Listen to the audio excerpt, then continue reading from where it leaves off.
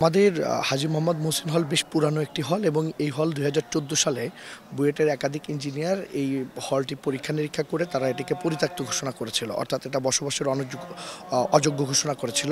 কিন্তু তারপরেও আমাদের খুবই দুঃখজনক বিষয় হচ্ছে বিশ্ববিদ্যালয় প্রশাসন এখনও পর্যন্ত এই হলটিতে অ্যালটমেন্ট দেয়। শুধুমাত্র এবছর অ্যালটমেন্ট দেয়নি, সেটা হচ্ছে আমাদের প্রতিবাদের কারণে। আমরা প্রতিবাদ জানিয়েছিলাম, আমরা বিক্ষোভ মিছিল করেছিলাম যে আপনারা এখানে অ্যালটমেন্ট দিয়ে নাই, জীবনের ঝুঁকি আছে, সে কারণে তারা অ্যালটমেন্ট দেয়নি। কিন্তু বিগত বছরগুলোতে অ্যালটমেন্ট চলে আসছে এবং পাশাপাশি আপনি দেখবেন যে এই আমাদের বিল্ডিংয়ের প্রত্যেকটা দেয়ালে দেয়ালে কিন্তু আপনার প্রচুর ফাটল ধরেছে।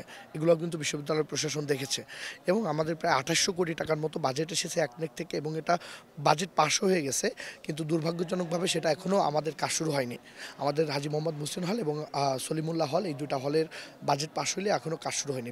মূলত আপনার যে লাল ফিতার দৌরত্ব আমরা জানি, সেটার কারণে কাজ শুরু হচ্ছে না। কিন্তু বাস্তবতা হলো এমন যে কাজ শুরু হোক না হোক, লাল ফিতার দৌরাত্ম থাকুক না থাকুক, বিশ্ববিদ্যালয় প্রশাসনের ইচ্ছা থাকুক না থাকুক, যদি এখানে অনাকাঙ্ক্ষিত কিছু ঘটে যায় তাহলে কিন্তু একটা অক্টোবর ট্রেজেডি ঘটতে পারে, যেটি জগন্নাথ হলে ঘটেছিল 15 অক্টোবরে। আপনারা জানেন সেখানে অসংখ্য শিক্ষক মারা গেছেন। তেমন ঘটনাও ঘটতে পারে। আজকে যেটি হয়েছে, আজকে যখন ভূমিকম্প চলে তখন আমাদের শিক্ষার্থীরা প্রচণ্ড রকমের আতঙ্কিত ছিল, অন্যান্য হলের তুলনায় বেশি আতঙ্কিত ছিল, কারণ আমাদের ভবনটা ভঙ্গুর। তো তখন আমাদের বেশ কয়েকজন শিক্ষার্থী লাফিয়ে নামার চেষ্টা করে। সেখানে আমাদের তানজির ভাই নামে একজন সাংবাদিকতা বিভাগের শিক্ষার্থী, তিনি হচ্ছে প্রচণ্ড বাজেভাবে ইনজুর্ড হয় এবং খুবই গুরুতর অবস্থায় এখন আছেন ঢাকা মেডিকেলে। আমাদের হল সংসদের ভিপি সাদিক হোসেন, এরপর তানভীর আল মামুন নামে অর্থনীতি বিভাগের, জুলফিকার ভাই নামে আরও একজন, মোট ৬ জন শিক্ষার্থী আমাদের আহত হয়েছে এবং তার মধ্যে 2 জন গুরুতর আহত।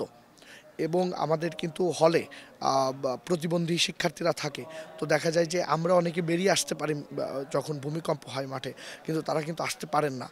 এবং সামগ্রিকভাবে আমরা একটা প্রচণ্ড রকমের মৃত্যুর যে আতঙ্ক, মৃত্যুর যে আশঙ্কা, সেটা নিয়ে কিন্তু আমরা হলে জীবনযাপন করছি এবং বিশ্ববিদ্যালয় প্রশাসনের কিন্তু এটা নিয়ে কোনো সদিচ্ছা আমরা দেখছি না। যদি দেখতামই তাহলে এতদিন কাজ শুরু হয়ে যেত।